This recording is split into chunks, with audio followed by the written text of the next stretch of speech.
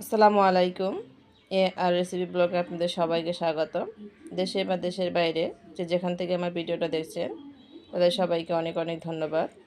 আশা করি সবাই সুস্থ আছেন, ভালো আছেন। আজকে আমি আটা দিয়ে খুব সহজ এবং মজার একটা কেকের রেসিপি নিয়ে হাজির হয়ে গেলাম। তো আশা করি আজকের রেসিপিটা আপনাদের ভালো লাগবে। তাহলে চলুন দেখে নেই এই সহজ এবং মজার রেসিপিটা কীভাবে তৈরি করতে হবে। তো সম্পূর্ণ ভিডিওটাই দেখবেন না টেনে। প্রথমে আমি কিছু কাজ আগিয়ে রাখি, তাহলে খুব ভালো হয়। এই তো একটা মোল্ড নিয়েছি, এখানে তেল ব্রাশ করে একটা কাগজ দিয়ে দিয়েছি এর মাপে, সাইডে রেখে দিব। এখানে 1 কাপ আমি আটা নিয়েছি। তো আটাটা কিন্তু একদম উঁচু করে দেওয়া যাবে না, সমান সমান করে নিতে হবে। তো অবশ্যই এটা খেয়াল রাখবেন। এবার দিয়ে দিব 2 চামচ গুঁড়া দুধ। 1 টিস্পুন করে 2বার আমি বেকিং পাউডার দিয়ে দিচ্ছি। একদম সমান সমান করে দিতে হবে। হাফ চামচ বেকিং সোডা, একদম অল্প পরিমাণে লবণ। মিষ্টিতে লবণটা দিলে আমার কাছে বেশি ভালো লাগে। তো যারা মিষ্টিতে লবণ পছন্দ করে না তারা চাইলে বাদ দিয়ে দিবেন। এবার শুকনো উপকরণগুলো 2 থেকে 3বার চেলে নিতে হবে। তো এটা কিন্তু অবশ্যই করবেন, তাহলে ভালো একটা রেজাল্ট পাবেন। আর স্পঞ্জ কেকের সময় এই কাজটা করলে খুবই ভালো হয়। তো সব কিছু চেলে নিয়েছি, এবার ভালো করে মিশিয়ে নিলাম, দেখতেই পাচ্ছেন। এখানে আমি 4টা ডিমের সাদা অংশটা নিয়েছি আর কুসুমগুলিকে আলাদা করে নিয়েছি, দেখতেই পাচ্ছেন। তো এই ডিমটা কিন্তু অবশ্যই ফ্রিজ থেকে আগেই বের করে রাখবেন। যদি ফ্রিজে থাকে 1 ঘন্টা আগে বের করে নরমাল করে নেবেন। আর 1 কাপে কিছুটা কম আমি চিনি নিয়েছি। তো মিষ্টি যদি আপনারা বেশি পছন্দ করেন ফুল 1 কাপ দেবেন। তো এবার এটাকে আমি ইলেকট্রিক বিটার দিয়ে বিট করে নিব। কিছুক্ষণ বিট করলে ফেনা ফেনা হয়ে যাবে।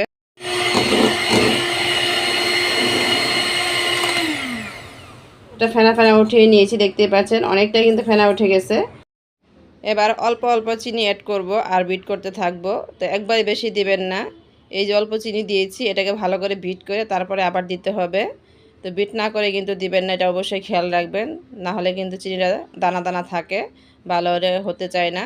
তো এই তো আমি 3বারে দিয়ে দিয়েছি। তো আপনারা 4-5বারও দিতে পারবেন, সমস্যা নাই। তো খুব ভালো করে একটা ফোম তৈরি করে নিতে হবে।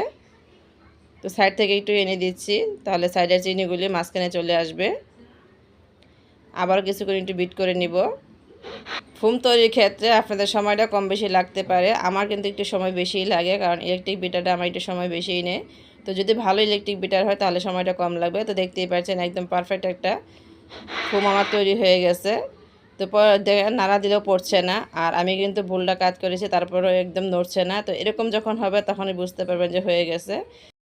এবার ডিমের 4টা কুসুমি আমি দিয়ে দিচ্ছি একেবারে, আর 2 টেবিল স্পুন তেল দিয়ে দিলাম। Half teaspoon vanilla essence. তো এখানে চাইলে আপনারা 1 টিস্পুনও দিতে পারবেন। তো আমার স্ট্রং ফ্লেভারটা ভালো লাগে না, সেই জন্য আমি একটু কম দিয়েছি। তো কুসুমটা দিয়ে একটা জিনিস অবশ্যই খেয়াল রাখতে হবে, এই সবগুলো জিনিস দিয়ে কিন্তু বেশিক্ষণ বিট করা যাবে না, তাহলে ফোমটা নষ্ট হয়ে যাবে আর কেকটা হওয়ার পরে চুপসে যাওয়ার সম্ভাবনা থাকে। তো অবশ্যই এটা খেয়াল রাখবেন। তো এই তো আমি কিছুক্ষণ বিট করে নিয়েছি। এবার সাইড থেকে এনে খুব সুন্দর করে দেখিয়ে দিব যে কীরকম হয়েছে আমার ব্যাটারটা। তো দেখেন স্মুথ একটা ব্যাটার আমার তৈরি হয়ে গেছে, মাশাআল্লাহ। প্রথমে অল্প অল্প শুকনো উপকরণগুলো এভাবে একদম হালকা করে আমি মিশিয়ে দিচ্ছি। এবার এক সাইড থেকে আলতো করে মিশিয়ে নিব। তো এই কাজটা কিন্তু এক সাইড থেকেই করতে হবে, উল্টাপাল্টা নাড়াচাড়া করা যাবে না, আর খুব দ্রুতও করা যাবে না, খুব ধীরে স্থিরে কাজটা করতে হবে, অবশ্যই সেদিকে খেয়াল রাখবেন।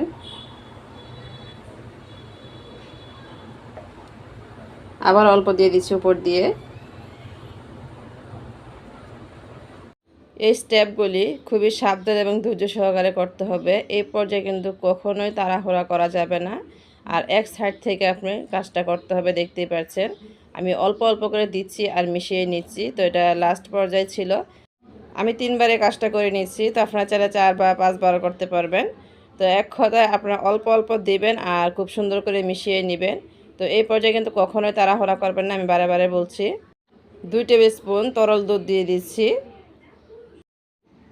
এবার আলতো করে এক সাইড থেকে আমি ভালো করে মিশিয়ে নিব। তখন সব কিছু খুব সুন্দর করে মিশিয়ে নিতে হবে আর একদম স্মুথ একটা ব্যাটার তৈরি করে নিতে হবে, দেখতেই পাচ্ছেন। মাশাআল্লাহ আমার ব্যাটারটা একদম রেডি, খুবই সুন্দর হয়েছে ব্যাটারটা। এবার এই ব্যাটারটারে মোল্ডের মধ্যে ঢেলে দেব। তো একটু উপর থেকে আমি ঢেলে দিচ্ছি। এবার একটা কাঠির সাহায্যে এরকম করে দিচ্ছি, তাহলে ভিতরে কোনো হাওয়া থাকলে সেগুলি বের হয়ে যাবে। তো এভাবে একটু করে নেবেন। এবার এইভাবে কয়েকবার একটু ট্যাপ করে নেব, তাহলে ভিতরে হাওয়াগুলি বেরিয়ে যাবে। এই তো আমাদের কাজ শেষ। এবার চলে যাব চুলায়। তো চুলাতে আমি একটা পাতিল বসিয়ে প্রিহিট করে নিয়েছি, মানে আগে থেকে একটু গরম করে নিয়েছি, আর একটা স্ট্যান্ড বসিয়ে দিয়েছি। তো এবার একটু সাবধানে এটা বসিয়ে দিবেন। তো পাতিলটা যেহেতু গরম আছে একটু সাবধানে করতে হবে। আমার হাতে কিন্তু হালকা একটু ছেঁকা লেগেছিল, তো একটু সাবধানে করবেন কাজটা। এবার ঢাকনা দিয়ে ঢেকে 30 থেকে 40 মিনিট অপেক্ষা করব, রান্না করে নিতে হবে। তো সময়টা আপনাদের কম বেশি লাগতে পারে। আর এই পর্যায়ে কিন্তু চুলা আঁচটা বাড়িয়ে দেওয়া যাবে না, কমিয়ে দিতে হবে। তো আমি ফিরে আসলাম 45 মিনিট পর। তো মাশাআল্লাহ মনে হচ্ছে কেকটা হয়ে গেছে। তারপরেও চেক করে নিচ্ছি, এটা কাঠির সাহায্যে চেক করে নিব। তো অবশ্যই এই কাজটা করে নেবেন। তো কাঠিটা আমার একদম ক্লিন এসেছে, তার মানে আমার কেকটা হয়ে গেছে। নামিয়ে ঠান্ডা করে নিব। কেকটা ঠান্ডা হয়ে গেছে, এবার একটা ছুরির সাহায্যে সাইড থেকে ছাড়িয়ে নিব। কেকটাকে আমি সরাসরি কেক বোর্ডের মধ্যে নিয়ে নিচ্ছি, তাহলে খুব সহজ হয়। দেখি কাগজটা উঠিয়ে নিচ্ছি। তো দেখতেই পাচ্ছেন মাশাআল্লাহ কেকটা কিন্তু আমার পুড়ে নাই, খুবই সুন্দর সফট হয়েছে, আর কালারটাও খুবই সুন্দর। আলহামদুলিল্লাহ মাশাআল্লাহ। তো আমি 3টা লেয়ারে কেটে নেব। আপনাদের পছন্দ মতো আপনারা 4টাও বা করতে পারবেন। তো আমি 3টা করে নিয়েছি। তো দেখতেই পাচ্ছেন কতটা সুন্দর এবং সফট হয়েছে, একদম পারফেক্ট হয়েছে। তো একটা লেয়ার আমি বসিয়ে দিয়েছি। এখানে আমি সুগার সিরাপ তৈরি করে নিয়েছি। চিনি আর পানি একসাথে ভালো করে মিশিয়ে নিলেই হয়ে যাবে সুগার। আজকে আমি ট্রপিক্যাল ক্রিম দিয়ে একটা ডেকোরেশন করব। তো এই তো একটা ট্রপিক্যাল ক্রিম আমি ছিদ্র করে নিয়েছি। এবার ক্রিমটা বের করে নিব। তো আমি এখানে 1 কাপ এবং হাফ কাপ, মোট 1.5 কাপ নিব। তো আপনারা যদি ক্রিম বেশি পছন্দ করেন তাহলে 2 কাপ নেবেন, একটু বেশি করে নেবেন। আর যদি কম পছন্দ করেন তাহলে 1.5 কাপই হবে। তো এই তো আমি 1.5 কাপ নিয়ে নিচ্ছি। তো এখানে একটা জিনিস আপনাদের সাথে শেয়ার করি, এখানে যা যা আপনারা ব্যবহার করছেন সব কিছু জিনিস কিন্তু ঠান্ডা হতে হবে। ডিপ ফ্রিজে রেখে ঠান্ডা করে নেবেন, তারপরে বের করে মুছে নেবেন। তো এখানে আমি কিছু পানি ডিপ ফ্রিজে রেখে দিয়েছিলাম, বরফ হয়ে গেছে। তো এরকম বরফের উপর যখন আপনি বাটিটা রেখে ক্রিমটা করবেন, খুব দ্রুতই কিন্তু ক্রিমটা জমে যাবে, আর একদম পারফেক্ট হবে ক্রিমটা, সময়ও কম লাগবে। তো এই তো আমি বাটিটা রেখে বিট করে নিচ্ছি। তো কিছুক্ষণ বিট করলেই কিন্তু দেখবেন ক্রিমটা হওয়া শুরু করে দিয়েছে।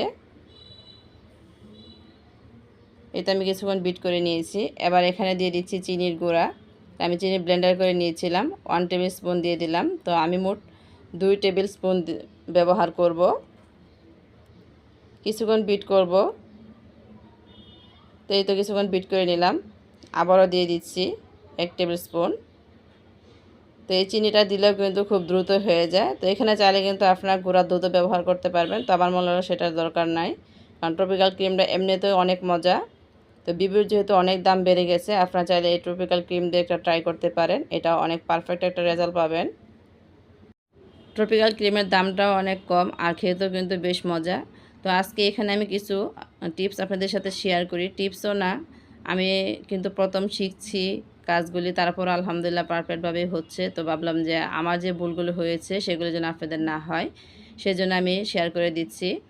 তো আপনারা যে কাজটা করবেন, এটা কিন্তু আমি কেকটা বসিয়ে তারপরে তৈরি করছি। তারপর এটাকে নর্মাল ফ্রিজে রেখে দিয়েছিলাম।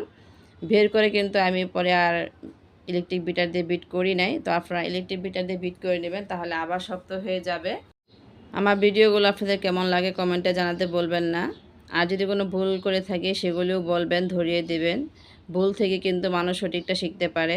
তো দেখতেই পাচ্ছেন আমি বাড়িটা কাট করেছি, একদম নড়ছে না, তার মানে আমার ক্রিমটা একদম পারফেক্টভাবে হয়ে গিয়েছে। দেখিয়ে দিচ্ছি, দেখেন একদম পড়ছে না, খুব সুন্দর করে কিন্তু আমার ক্রিমটা তৈরি হয়ে গেল।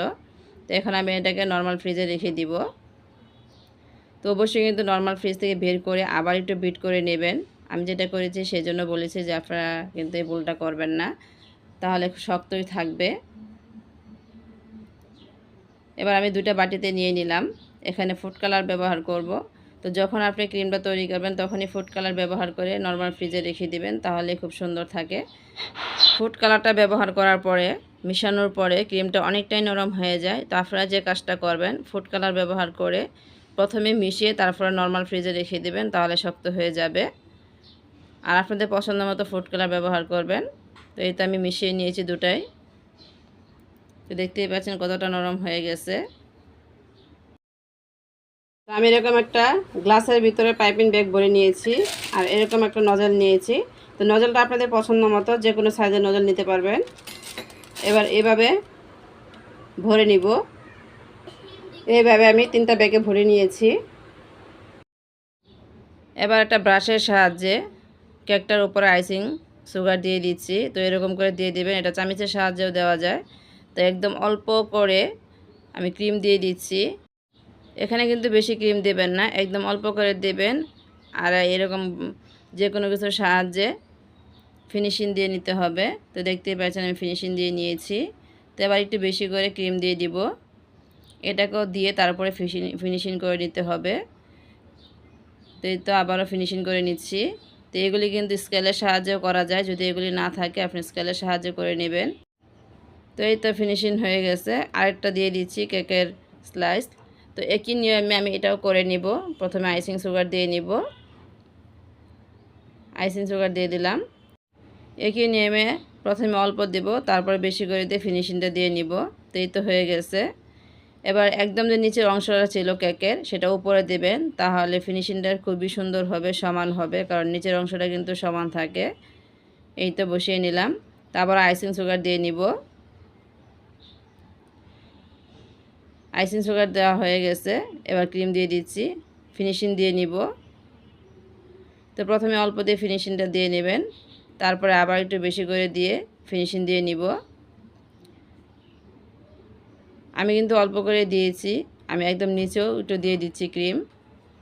তো সবটা দিয়ে ভালো করে ফিনিশিং করে নিব। ভালো করে ফিনিশিং দিয়ে নিব উপরে এবং নিচে। তো অবশ্যই আপনারাও চেষ্টা করলে পারবেন। তো দেখতেই পেয়েছেন আমি কিন্তু তেমন ভালো একটা ডেকোরেশন পারি না, তারপর চেষ্টা করছি। তো আমি যদি পারি আপনারাও পারবেন ইনশাল্লাহ। তো এরকম হালকা একটু ডিজাইন করে নিচ্ছি। তো এটা আপনাদের পছন্দ মতো করে নেবেন। আর এই তো প্রথমে এরকম করে আমি ফুল দিয়ে নিচ্ছি। তো এটা কিন্তু আপনাদের পছন্দ মতো যে কোনো ডিজাইন আপনারা করে নিতে পারবেন। তো দেখতেই পাচ্ছেন আমি কিন্তু তেমন একটা ভালো পারি না, খুবই কাঁচা আমি ডেকোরেশনে। তো আমি চেষ্টা করছি, আমি যেরকম পারি সেটা আপনাদের সাথে শেয়ার করি। তো ইনশাল্লাহ হয়ে যাবে, চেষ্টা করলে সবই সম্ভব। আমি চেষ্টা করছি, ইনশাল্লাহ সফল হব। আপনারা যদি পাশে থাকেন, আপনারা দোয়া করবেন, পাশে থাকবেন, সাপোর্ট করবেন, তাহলে ইনশাল্লাহ বাকিটা হয়ে যাবে। তো এই তো আমি আমার মতো করে ডিজাইন করে নিচ্ছি, আপনারা আপনাদের মতো করে ডিজাইন করে নেবেন। আর রেসিপিটা কেমন লাগলো অবশ্যই কমেন্টে জানাতে বলবেন না। তো এবার কেটে নিচ্ছি। ছেলে আর মেয়ে দুজনে কাটছে। তো আমি ওদের জন্যই করি, ওদের কাছে ভালো লাগলে আমি সাকসেস, আলহামদুলিল্লাহ। তো মাশাআল্লাহ দেখতেই পাচ্ছেন কেটে নিয়েছি। তো ভিডিওটা দেখার জন্য সবাইকে অনেক অনেক ধন্যবাদ। যে যেখান থেকে ভিডিওটা দেখছেন কমেন্টে জানাবেন। আশাবাদ সুস্থ থাকবেন, ভালো থাকবেন। তো আলহামদুলিল্লাহ কেকটা কিন্তু অনেক মজা হয়েছিল। সাজানোটা যেমনই হোক, কেকের টেস্টটা কিন্তু মজা ছিল। তো আমার পরিবার জন্য সবাই দোয়া করবেন। আল্লাহ হাফেজ, আসসালামু আলাইকুম।